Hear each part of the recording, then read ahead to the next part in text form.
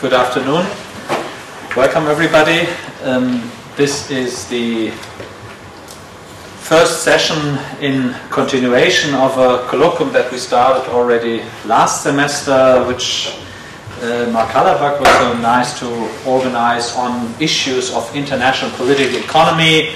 I'm now trying to organize the follow-up in this semester, start a bit late, but the plan is to continue this next semester on broader issues of global governance. The idea is to discuss issues of global governance, international institutions, international politics really broadly defined.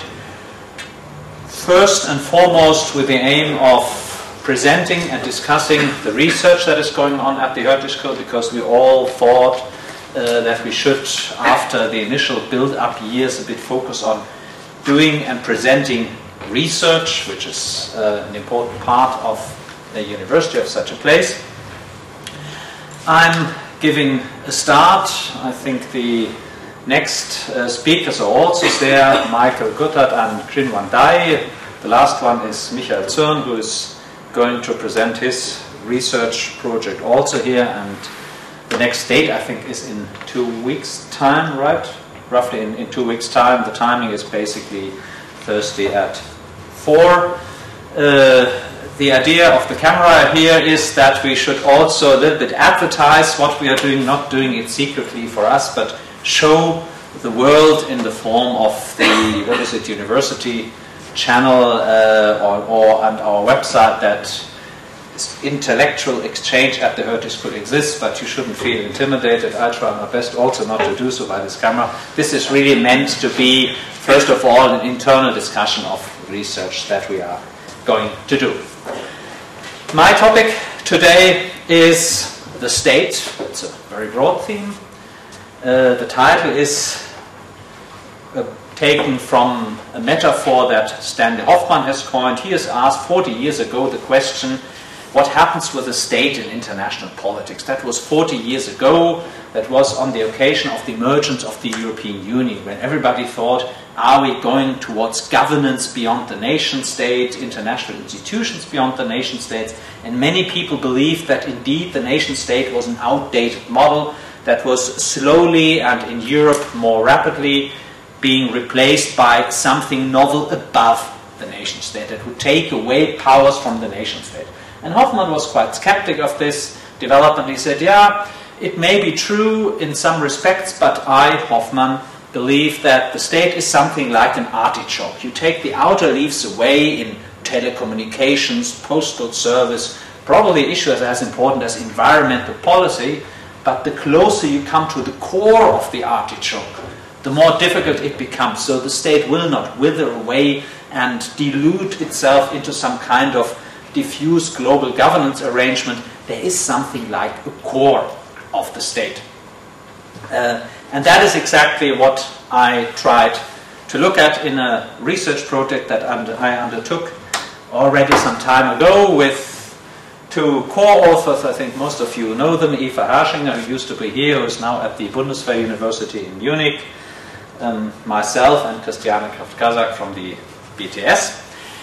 It is the results of a research project that we did, as I said, a few years ago when I was still in Bremen in the Collaborative Research Center, the Sonderforschungsbereich on transformations of the state.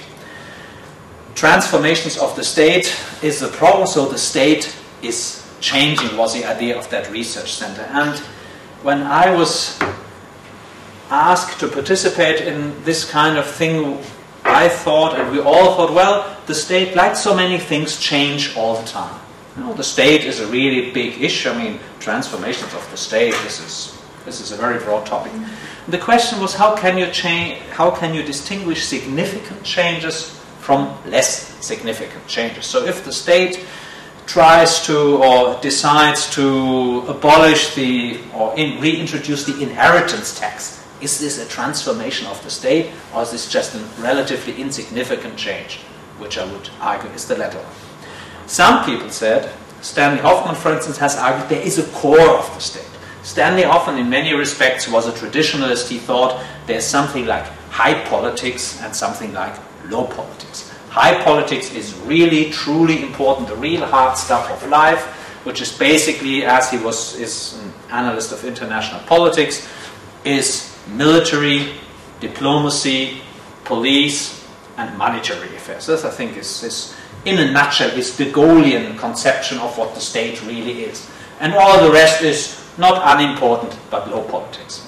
That has been discussed in a very controversial way, because people said this is a 19th century vision of the state, really, to say that, for instance, the welfare state is not important, has nothing to do with the modern conception of the state. The welfare state redistributes half of the nation's national income, so to say. This is unimportant, this is low politics. I mean, just try to change the health insurance system, and then you see whether this is high politics or low politics. But there is something that virtually everybody considers to be the core of the state, and that is the monopoly of the legitimate use of force. This is, I think, what Stanley Hoffmann would agree, and this, when we opened this research center in Bremen, we had a talk by Dieter Grimm, who was a former judge of the German Constitutional Court and also a constitutional, comparative constitution lawyer, and who said, yeah, basically, I think you guys, you do really interesting research, but honestly, I think most of the things that you're looking at, I do not really believe that there is a fundamental transformation. The state really remains intact. And he thought there was only one case, and this is the monopoly of force. And I was very happy when he said it, because this was my project, but I also thought, well, I have to show something. One can justify this very easily, because when you just read Weber, which every German social scientist has to do from time to time, you find out that the state is distinguished from all other forms of political organization by its legitimate monopoly of the legitimate use of force. This is others, Gianfranco Poggi, everybody who writes about the state say that is really it. So it's a definitional core of the state. It's not saying that this is more important than other things, but this is what makes up the state. This is really what only the state does. And when we look at the debates on failed states, mostly they're failing because they cannot even uphold internal security on their territory. There are warlords, robbers, gangs, all kinds of private militias around there. This is the Hobbesian world again, and it's not a functional state. The monopoly of force appears in two forms. Externally, which is usually the military, but for the definitional core, it's rather the internal use of force, the internal use of the monopoly of force, and that is institutionalized by the police in the broadest sense. This is the enforcement of its order, the internal pacification that the states achieve. So these are big, big concepts.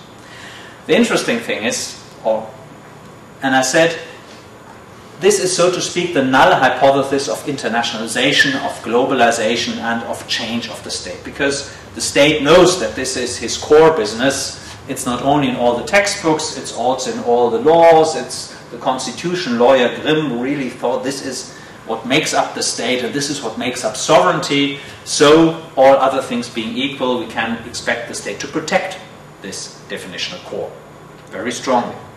The state could internationalize and enter international agreements in all kinds of areas which are more or less important, but in the field of police activity in the broadest sense, this is not very likely. Well, interestingly, there's very little empirical evidence of this. Hardly anybody writes about this. So what can we conclude from this? On the one hand, you can say, well, the amount of secondary literature is a first indicator of the importance of the topic. If nobody writes about internationalization, it simply may mean that there is no such thing.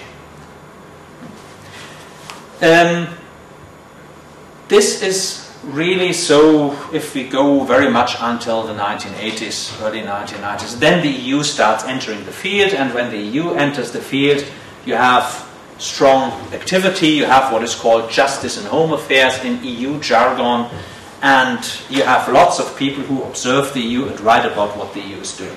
Much of the literature is highly descriptive because the EU seems to act faster than academics can write about it. You also have a second type of literature, which I called a little bit disrespectful conspiracy theories of international policing, which basically argue that international police cooperation is a conspiracy of police officers to undermine democratic rights of citizens in liberal states. Maybe, so that again this is not solid social science. So, the goal was really to measure very thoroughly what happens here. Against this highly descriptive literature who praises everything that the EU does, and a highly normative literature who thinks everything that international police cooperation institutions do is a bad thing. And I think one has to make a number of conceptual moves to do this. The first is to disaggregate the monopoly of force. Because when we speak about globalization on the one hand, when we speak about a transformation of the state, a number of typical risks of this debate is dichotomization. The state either exists or it does not exist. It is sovereign or it is not sovereign. And when you use dichotomization, the threshold for change is put very high, because nobody would seriously say that the state doesn't exist. I mean, just look around, it's well and alive, it has a little financial problem, but compared to others, the financial problem is less strict. So one has to avoid to already conceptually exclude potential changes. And in order to achieve this, we said, okay, the monopoly of force does not only conceive of the policeman's stick or of the handcuffs that really take you away and put you somewhere. I mean, it's a little bit more. One first of all has to legitimate the use of force. The point with the use of force is, and Weber underlined this, he has this in italics in his origin formula, it's a legitimate use of force. This is the point with the state. It's not interesting to say that there are lots of groups around which can use force. That is a triviality. The legitimate use, the broadly accepted use of force, this is the point. So one has to legitimate it.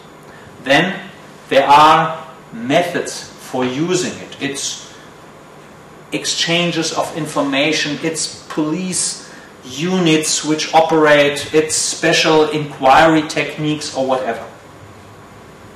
Then, closer to the actual monopoly of force, somebody has to authorize this use of force. The police is not just free to arrest somebody, they get their orders in a legal form from somebody. Their authorization, their authority derives from specific legal norms. The actual use of the monopoly of force is not included of our analysis, because there we really say, yes, there is no sign of this. I mean, only in bad detective stories, Eurocops arrest people. And that is the point. So there is no international police force, there is no European FBI, no Europol agents who can do something. There are no UN policemen who arrest suspect heads of states. It's still national police agents. So what we measure is the changes around the core of this monopoly of force.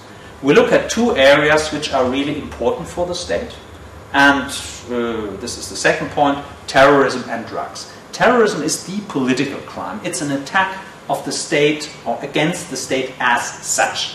Terrorists, by definition, attack the prevailing political order.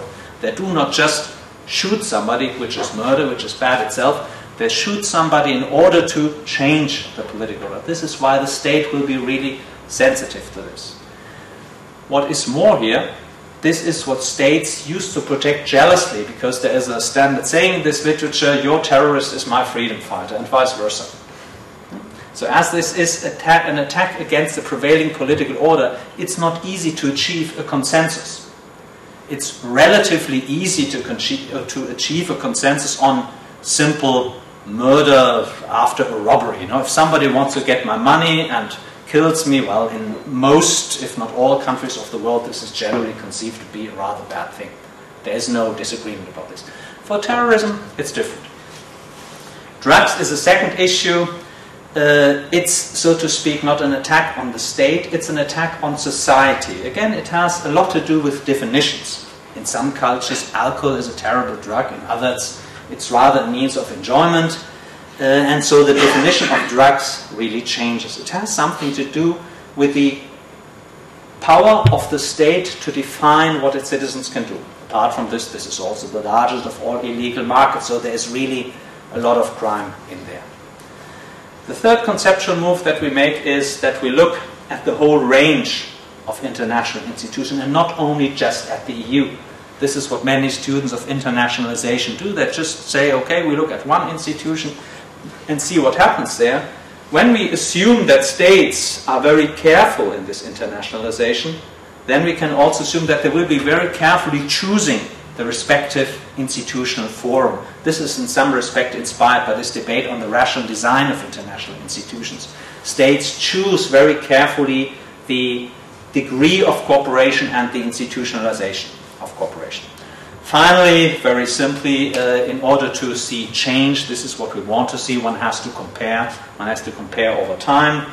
We choose one initial period, which is, by all empirical accounts, the period where globalization, which I understand very broadly as the increase of trans-border social activity, has not taken place to a significant degree. And a period where, according to all definitions, I mean, this simply means the present, roughly, where globalization takes place. The idea behind this is that states do not enter international agreements because they like them so much, but because they would like to solve collective problems with them. They only enter into cooperation, they carry the costs of cooperation if they perceive some benefits. If there are no trans-border problems, here, few trans-border problems, they would not cooperate. Very simple, which I think is a kind of standard explanation of international cooperation. Okay, very briefly, you do not even have to start to read this. If you put this into a matrix, you have a matrix of 12 cases where we looked at the key issue at the respective time periods. You know, we just did 12 in-depth case studies where we said, okay, what was the most important problem at the time, and try to find out in which forum did states cooperate here, what intensity of cooperation was emerging. How do we measure then the results? What we try to measure is the strength of international institutions working in the respective or existing in the respective issue areas. And we thought again we should do this in a relatively systematic way, and a very bold way of doing this is look at the three basic functions of government that you have in Western states: legislation, execution of policies, and adjudication. Again, one has to narrow this down a little bit away from the broad categories to the more fine-grained analytical themes. So we thought from these functions of government, one can come to a more specific scale to measure something. Legislation, the adoption of certain rules, has very much to do with decision-making, with the ways how decisions are being made. The execution, this is a more difficult thing, of policies, amongst other things, depends very much on how precise the respective mandates are. If a very general rule is adopted, it's very difficult to find out whether this is implemented or not. Adjudication is very straightforward. This is just the degree of obligation of dispute settlement. So the idea, as I just said, is in decision-making, the move from consensus to majority decision-making increases the likelihood of rules which a state does not want. And the whole idea behind all these scales is exactly this. More precise rules leave fewer loopholes for states to avoid implementing the rules. The more independent an adjudication body, the more likely it is that it decides against the states. If the decision or the adjudication body consists of all states, including the accused state, with a veto, well, a decision against this state's interest is not very likely. So just to show you an example of a broader scale, in adjudication, we just thought, well, we assigned values to all these items that we looked at, and we said a value of 0 always means the state has complete autonomy. The institution is very weak. States decide alone on their disputes, and the accused state even has a veto. So if you accuse me of breaching a rule, I say, no, I haven't breached the rule, then nothing happens. No? This is, nothing better can happen to me. The other extreme is, or goes through, the accused state has no veto, so it's still states. The states care for each other. In German, eine Krähe hackt der anderen kein Auge aus, so they respect each other's very much. Sometimes they select third-party dispute settlers, which means that, yeah, they're independent, but they select them. No? So by selecting the dispute settlement body, I can try to influence the right ones, which I think will decide in my fashion, but they decide alone. And the third thing, which is worst from my point of view of autonomy, is to say, okay, I just have to go to the competent court, I cannot choose, they decide.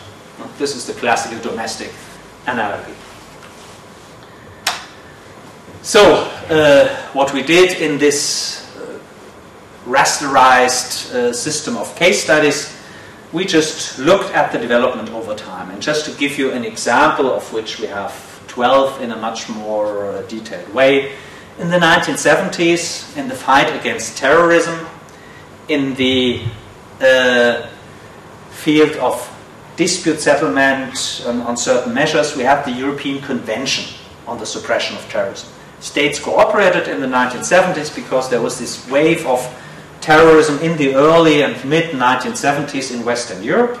It was not yet transnational terrorism as we seem to see it now. So basically, in these good old days, the French terrorists wanted to change the French states and therefore shot French politicians, and the Germans were so kind to do this in Germany. But they sometimes went from one country into the other and simply said, okay, goodbye state where I committed my Terrorist Liberation Act or my Liberation Act in order to change the capitalist alienated society, I go to another state.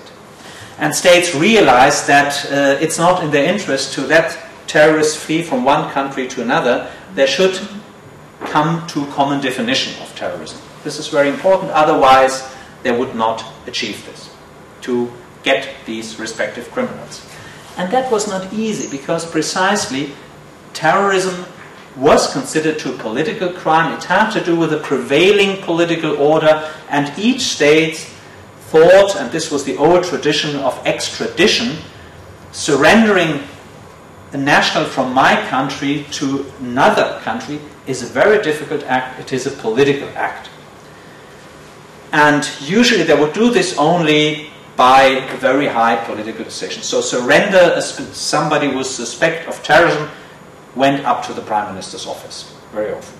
So it was not at all rule-based. The autonomy of state was not at all reduced. It was just a political decision. The European Convention on Terrorism tried to come up with a definition of terrorism, which was immensely difficult. And it also thought, as they realized that this would be difficult, and this is the case here, we need a dispute settlement body, which was called the European Committee on Crime Prevention of the Council of Europe, which basically is a committee of the states, but if it was not successful, they would go to third-party adjudication. So we have a value of 2 on one of our scales. Later, with the European Arrest Warrant, which is the EU measure in this field, this has changed in the way that the European Court of Justice is competent. That means it's an independent court that you cannot choose. It's predefined from the beginning, so the value is higher.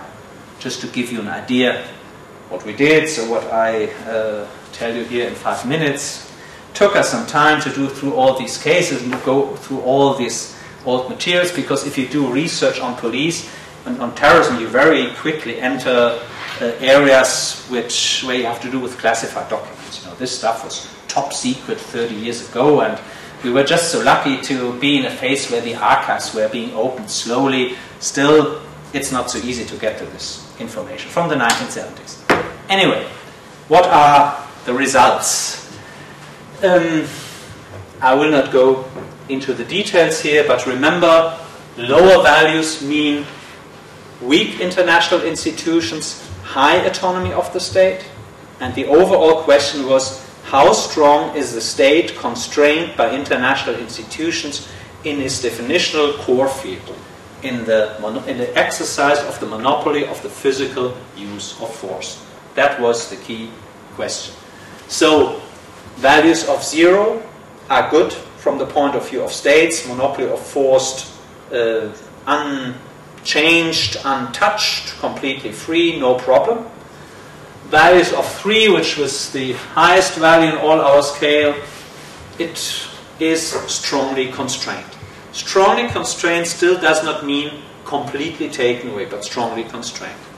So what you can probably all see from in the 1960s and 1970s, again, one does not have to go into the details, the message is just you have values of 0 and 1 here, which means relatively unconstrained. 0 means no constraint at all.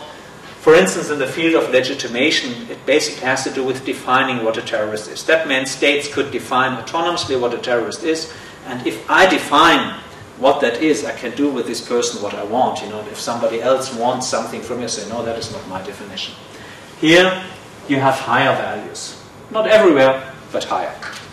So, and the result is relatively similar in the field of drugs, with some exceptions in the sense that already in the 1960s, the UN drugs regime which existed, or which was being built up at the time, 1960s, 1970s, was extremely precise. So whereas definitions of terrorists, there is a decade-long struggle within the UN of defining what a terrorist is with long and winded wordings which try to go over the political differences between the states by coming to verbal compromises. The UN Drugs Convention is very firm. It just says the following substances are considered as drugs, and then you have a list with a chemical label. So there is no definitional doubt about this. If you have a chemical formula, this is it. You cannot say, oh, in my country, whatever, H2O doesn't mean water. I mean, water is not on the list, but still. But by and large, you can also see an increase here. So, what can we conclude for this? In the first place, something which is not too surprising, you have an increasing shift of the forum. States tried out in the 1960s and 1970s a number of international institutional fora. They tried out the UN, they tried out the Council of Europe, they tried out the OECD, in some parts they even tried out NATO, bilateral agreements, smaller multilateral agreements.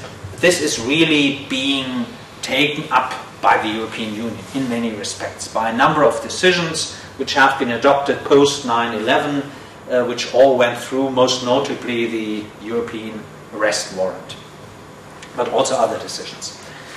In the field of drugs, we still have the maintenance of the strong UN regime from the beginning. The UN has managed since the 1960s to build up a very strong anti-drugs regime, which is a truly global regime, and has managed to maintain this with high precision, strong adjudication powers. So a very, very comprehensive, very tight regime. One can say it took also quite some time because the fight against drugs started in the 19th century, but what takes long sometimes is also rock solid.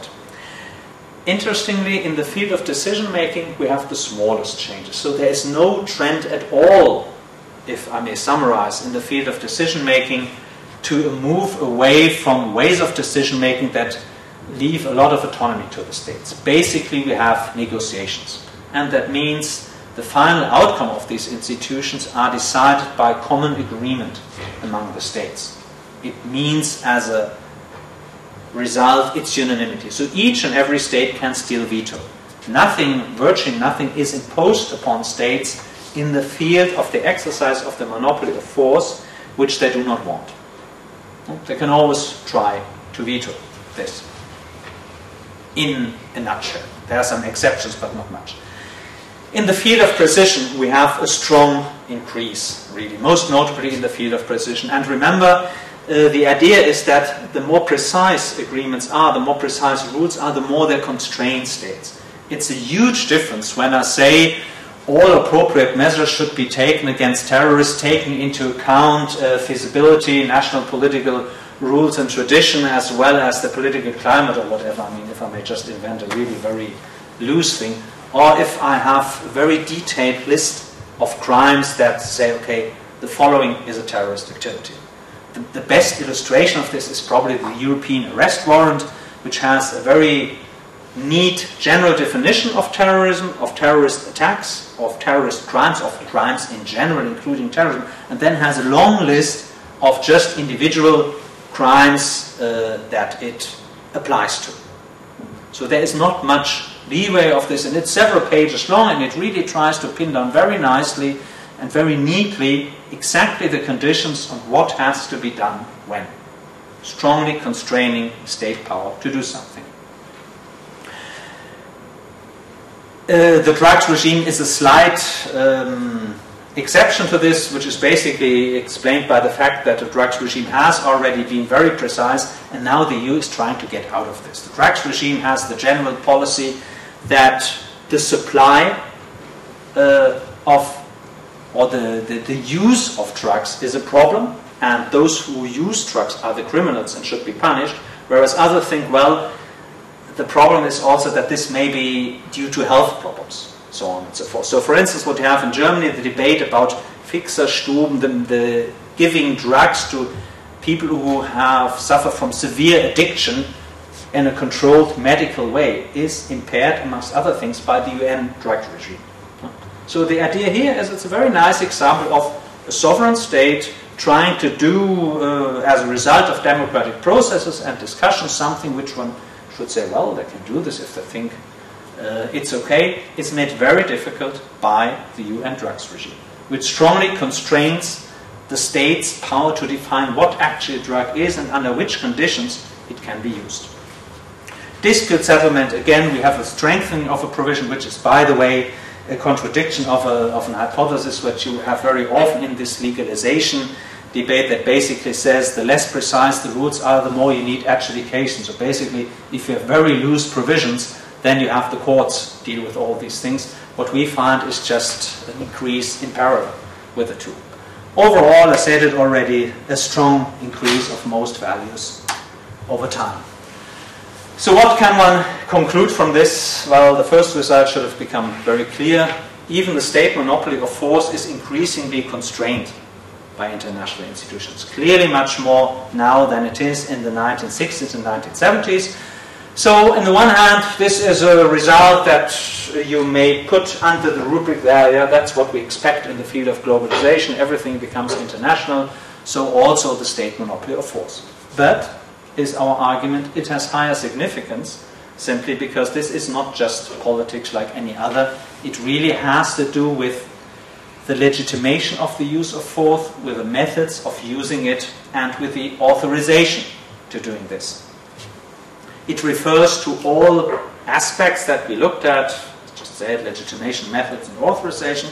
Again, not so much the actual operation. Also, I think we are not very far from this, at least in the EU.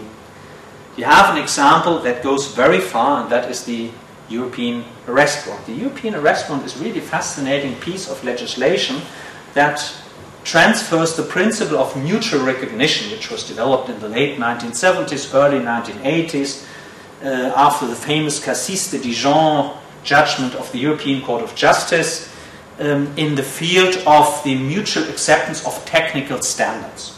So the basic idea was to say what is legally produced in one country, fulfilling all the consumer protection and safety requirements, can be circulated in all other member states of the European Union, which still at the time was a strong infringement of national sovereignty, because it simply means when the Portuguese adopt the law and say we can whatever produce these leather-using substances that we do not find toxic for our citizens, the Germans have no reason to reject this. Although they might say, well, our sensible German, sensitive German population cannot stand this, we have a strong tradition of banning the bromide, whatever is in this, they have no way of refusing it. But still you might say, okay, I mean, what is the problem? You have famous cases, but this is basically a story about which many people laugh. The famous thing is the Italian pasta and the German beer, you know.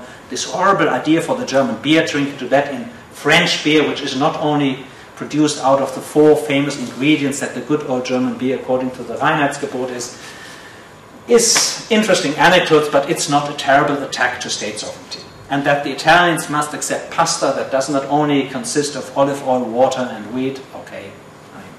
They have survived it. Transferring this to the idea of criminal judgments and verdicts is a totally different cup of tea. And that is exactly what the European arrest warrant does. It says that legal verdicts and arrest warrants that are issued in one country, it's like the product case, are to be accepted in every other country without political check.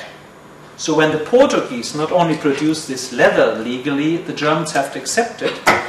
When the Portuguese also think that I, a German national, committed some crime in Portugal there, and then I went back to Germany, they can issue a European arrest warrant against me. And what happens then, and this is the real revolution, the German police authorities will arrest me and send me to Portugal with no political interference. I may try to go to the Bild-Zeitung and protest against this terrible violation of my integrity, but it may not be easy. No? So me, as a German citizen, I will be arrested by the German police without a big fuss and being sent to Portugal. Which is, I would argue, something different than the mutual acceptance of technical standards, and which is also, as I would argue, a fundamental interference into the state monopoly of force, because this is precisely the idea. You know, I, as a state, can decide what I do with my citizens, and no other state can decide to do this. And if this other state wants to get hold of my citizens or other citizens on my territory, I take a political decision about this. And now the European arrest warrant says no political decisions anymore. It's just a small legal procedure which basically checks the formalities. And that is a strong, I think, interference, probably the strongest interference into this monopoly of force. You have other little things which come close to the operation of the monopoly of force in Europe. So I always said there are no Eurocops, but we come close to this. You have things called joint investigation teams, where mixed teams of different police officers can do inquiries, arrest criminals. So formally, only the German policeman can arrest somebody on German territory, but how well you know this in a practical case when there's some Dutch around, it's very close, so to speak, to Dutch police officers also arresting somebody in Germany. Anyway, so is the glass half full or is it half empty? This is the question. The result of this inquiry basically means, yeah, we have some internationalization, really more impressive than one thought, but it's not the euro. You know, if you remember Hoffmann's initial metaphor of the artichoke, he also thought that monetary policy would be the core of the artichoke. I mean, there the case is clear. We have a delegation to an independent institution of monetary policies. States have given away their monetary sovereignty. Here in the monopoly of force, it's this mixed thing somehow. Still, I think the glass is half full, and this is why I've underlined it, because I think the monopoly of force is really important. Saying that a state cannot define anymore what a drug is, which it used to do, and which is really important for a number of political reasons. That a state cannot decide, this is the European arrest warrant most notably, what happens with citizens circulating on its territory. This is limited in size. I mean, you will not be arrested if Portugal accuses you of the theft of a USB stick, because this is trivial stuff. That still doesn't happen with the European arrest warrant, because the transfer would be more expensive than the USB stick. But crimes from a certain level are included. So this is such a strong interference that I really think that we have an emerging structure here. And it's not that the state is being replaced by something, but that we have a dense web of international institutions where states jointly exercise sovereignty, but in a way that becomes increasingly independent from it. That has to do with the precision of rules, that has to do with the propagation of norms coming from these rules, and that also has to do with third-party adjudication of these rules. And this is very important, because if there's third-party adjudication, they cannot say, well, in the last resort, we control the applications. This is why I think the glass is half full, and this is why I think in the field of, even in the field of the core of the artichoke, globalization is increasingly having its grip. So the core is not eaten, and I think it will not be eaten, but the metaphor doesn't hold anymore. You know, it's so to speak, it's transparent, if you wish, or even parts of the artichoke, core of the artichoke, are becoming to be partitioned. But before I start inventing terrible metaphors, I thank you for your attention and finish.